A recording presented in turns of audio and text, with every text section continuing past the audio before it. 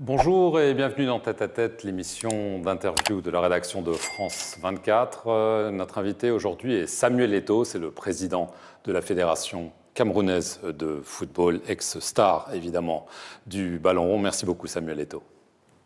Bienvenue chez vous. Je vais revenir sur la Coupe d'Afrique des Nations en Côte d'Ivoire, élimination en huitième du finale du Cameroun contre le Nigeria. Un échec. Une contre-performance. Une contre-performance pour nos adjectifs, pour ce que nous avons préparé. Mais nous savions aussi que ça devait être une compétition relevée. Et maintenant, il faut penser à l'avenir. Alors l'avenir, il y a notamment l'avenir du sélectionneur, Rigobert Song. Son contrat arrive à terme. Est-ce que vous pouvez nous dire s'il va être reconduit dans ses fonctions ou s'il va être remplacé? Permettez-moi déjà de rendre un vibrant hommage à Rigobert, qui fut mon capitaine à l'équipe nationale. Et pour ma part, je pense qu'il a beaucoup apporté à cette équipe. Il a beaucoup apporté à cette équipe. Mais les lois du football étant ce qu'elles sont, on n'a pas atteint nos objectifs et notre comité exécutif et moi-même, nous ne nous voyons pas en train de reconduire leur contrat. J'ai eu l'occasion d'en discuter avec lui. J'ai donné nos positions. Et maintenant, il faut penser à l'avenir tout en lui souhaitant plein succès dans sa future carrière. Qui va choisir le prochain sélectionneur? Nous allons travailler sur plusieurs profils et nous allons envoyer, comme à l'accoutumée, au chef de l'État, parce que vous savez, chez nous, il faut l'avis et l'accord du chef de l'État, mais sur proposition de la Fédération camerounaise de football. Et c'est ce que nous allons faire. Nous allons proposer plusieurs profils et puis nous verrons. Un profil national ou international? Nous irons plutôt à l'international. En Europe? On verra bien. Un entraîneur avec de l'expérience en Afrique?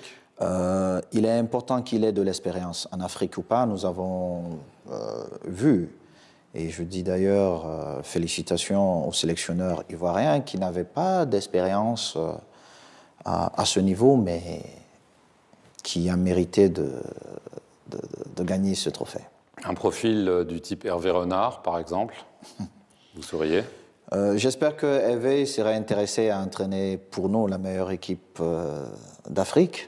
Donc on est d'accord que là, la fédération va proposer plusieurs entraîneurs, mais que vous ne vous laisserez pas imposer un entraîneur que vous n'aurez pas choisi. Ce rôle est de la compétence de la fédération, et uniquement de la fédération, pardon. Et ce n'est pas une polémique. Nous allons proposer, et puis nous espérons que parmi les trois choix que nous apporterons, un des profils retiendra l'attention du premier sportif camerounais. On a beaucoup parlé du fait que vous auriez proposé votre démission après la Coupe d'Afrique des Nations. Est-ce que oui ou non, vous avez proposé de démissionner de la FECAFOOT, Samuel Eto'o? C'est exact. C'est exact. Mais il faut comprendre que pendant un moment donné, quand on essaie de travailler, et en plus on était en mi-mandat, on a eu un échec important ou une contre-performance, comme je le disais un peu plus tôt. Et il est bien de revenir vers ceux qui dirigent la fédération, parce que c'est mon comité, c'est mon board qui dirige la fédération, et poser sur la table la question de savoir est-ce que les choses sont en train d'être bien faites ou pas. D'où ma démission, et je suis plutôt heureux parce que j'ai eu la motion de soutien de tout mon board et on continue à travailler. Donc vous n'abandonnez pas, vous irez au terme de votre mandat? J'irai au terme de mon mandat parce que ceux qui m'accompagnent dans ce projet ont estimé qu'on était en train de bien faire des choses. Évidemment, on a connu quelques contre-performances, mais qu'il fallait continuer. Alors, je vais en revenir à la fois à la Coupe du Monde et à la CAN. Il y a un joueur qui a été sujet de polémique, le gardien de but, André Onana. Et on sait que pour des raisons déjà disciplinaires, il avait été mis de côté pendant la Coupe du Monde. On dit qu'il est revenu à la CAN un peu à la dernière minute. Beaucoup disent qu'il a été imposé peut-être par des personnalités politiques pour être dans l'équipe. Ça ne s'est pas très bien placé. Il a été mis sur le banc. Et on a parlé notamment d'un clash avec vous. Est-ce que André Onana et vous, ça a été un gros souci pour le Cameroun à la CAN? Il ne s'agit pas d'André Onana ou de Samuel Eto'o. Il s'agit d'une institution et les joueurs. Les joueurs ont des droits et ils ont des devoirs. Est-ce que ça veut dire qu'André Onana n'a pas rempli ses devoirs? Est-ce qu'il y a eu des problèmes de comportement de sa part, de manque de respect peut-être? Je ne viendrai pas ici exposer un de mes joueurs. Vous savez, sinon je ne suis pas président. Sinon je ne suis pas président. Mais ce que je dis, et c'est valable pour tous ceux qui veulent jouer à l'équipe nationale du Cameroun, il faut qu'ils sachent qu'il y a une institution qui doit toujours rester au-dessus de tout le monde. Sinon, on n'a plus un cadre de vie, on n'a plus de règles. Donc il reste sélectionnable. Ce n'est pas à moi de décider, c'est au prochain sélectionneur. Alors, il y a eu beaucoup de polémiques ces derniers mois, Samuel Eto'o, autour de vous. Vous n'êtes pas exprimé, sans doute à dessein. Je ne pourrais pas toutes les résumer, mais disons qu'en août dernier, la Confédération africaine de football, la CAF, a ouvert une enquête sur vous pour des soupçons de comportement inapproprié. Alors, il y a toute une liste. On a parlé d'abus de pouvoir, de menaces physiques, de trucage de matchs sur la base d'enregistrements que vous auriez eu avec un de vos amis pour favoriser son club en parlant aux arbitres. Alors, est-ce que cette enquête de la CAF, est-ce que vous avez été interrogé? Est-ce qu'elle a toujours lieu? Et est-ce que ça vous inquiète? Écoutez, non seulement j'ai trouvé ça tellement léger, parce que je n'ai jamais été interrogé, figurez-vous, je n'ai jamais été interrogé. Donc une enquête a été ouverte et on ne vous a pas posé de questions? On a fait un communiqué pour dire qu'une enquête était ouverte, mais je n'ai jamais été interrogé sur ce qu'on me reprochait. Et je suis allé plus loin parce que pendant plus de 22 ans, la seule chose que j'ai su faire, c'est de jouer au football. Et pour ceux qui ont suivi ma carrière, j'ai été un joueur qui a toujours respecté le fair play. Et ce n'est pas en devenant président que je vais changer cette attitude que j'ai eue. Je pense qu'on devient grand parce qu'on respecte les autres, même quand on perd, et surtout quand on perd. Et donc, j'ai mandaté mes avocats pour qu'ils portent plainte contre la CAF, afin que les responsabilités soient établies. C'était trop facile de salir tout ce que j'ai pu construire pendant ces quelques années dans le monde du football. Maintenant, s'agissant de ce que les uns et les autres peuvent dire à ce niveau, je pense qu'il y a un cadre. Il y a eu un cadre, peut-être. Et si on voulait m'entendre, j'allais apporter des éléments qui allaient certainement éclairer les doutes qu'il pouvait avoir.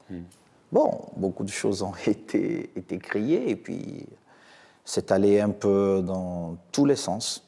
Mais je déplore juste parce que l'instance fêtière du football, qui s'est lancée pour ma part beaucoup trop tôt, dans un communiqué... la CAF. Donc. Oui, oui. Sans même prendre la peine, 7-8 mois après, de m'inviter ou de m'interroger, c'est inacceptable. Ce comportement est par contre inacceptable. Donc il faut que les responsabilités soient établies et puis qu'on nous dise exactement ce qui s'est passé. Il est très facile d'accuser des gens sans apporter les preuves. Alors, j'ai parlé des acteurs du football camerounais, certains d'entre eux. Est-ce qu'il y a des acteurs politiques qui, d'après vous, cherchent à vous mettre des bâtons dans les roues? Le ministre des Sports, on a parlé du secrétaire général de la présidence de la République, peut-être. Je vois que vous, non seulement vous souriez, mais vous riez. Est-ce qu'il y a des gens haut placés, puissants, pas seulement dans le football, mais au-delà, qui pensent que Samuel Eto'o ne devrait pas être là où il est? Pour ceux qui le savent, j'ai une très bonne relation avec le secrétaire général à la présidence. que j'appelle affectueusement mon grand frère, même s'il est le patron, dont, même si je rentre dans un monde politique que je ne comprends pas et qui est très tordu, je ne vais pas penser que mon grand frère ferait des choses dans mon dos. Maintenant, s'agissant du ministre des Sports, mon patron direct, il est vrai que la relation elle est difficile. J'aurais préféré avoir une relation beaucoup plus proche, mais je ne me plains pas plus que ça. Beaucoup s'interrogent sur peut-être vos ambitions politiques. Vous étiez, si je me souviens bien, à l'inauguration de George Weah, qui est devenu président du Libéria. Donc la question se pose, vous êtes certes un ancien grand champion de football, vous êtes président de la fédération, on sait à quel point c'est important au Cameroun. Est-ce que un jour, vous pourriez être candidat à la présidence? Mais vous savez, la plupart des problèmes, ou la majorité des problèmes que je rencontre, c'est parce qu'on me prête les intentions de devenir chef d'État au Cameroun. Et c'est vrai, c'est la réalité. Et on se trompe? Je ne vais pas dire qu'on se trompe, parce que je n'ai jamais eu une idée, ça n'a jamais traversé mon esprit, donc je ne peux pas faire de commentaires. Vous pourriez me dire jamais de la vie. À ce sujet. Mais au jour d'aujourd'hui, j'ai tellement de choses à faire que ce n'est pas quelque chose qui traverse mon idée. Il est vrai que je suis allé accompagner mon aîné George Weah, le jour de l'investiture. C'était beau de voir un footballeur se reconvertir en politique, mais jusqu'à preuve de contraire, je ne suis pas encore entré en politique. Et de devenir quelqu'un d'important qui allait changer le quotidien de ses compatriotes. C'était beau, mais sans plus. Vous aviez soutenu Paul Biya en 2018. Est-ce que vous maintenez ce soutien s'il se représente, par exemple, en 2025? Écoutez, j'ai apporté mon soutien à son Excellence M. Paul Biya en 2018 pour des raisons qui m'étaient propres. L'élection approche, laissez-la arriver et je me prononcerai. Mais vous savez que, jusqu'à preuve de contraire, j'accompagne toujours le président, j'ai toujours accompagné le président Paul Biya. Samuel Eto'o, merci beaucoup d'avoir accordé cette interview exclusive à France 24 et merci à vous de nous avoir suivis sur nos antennes.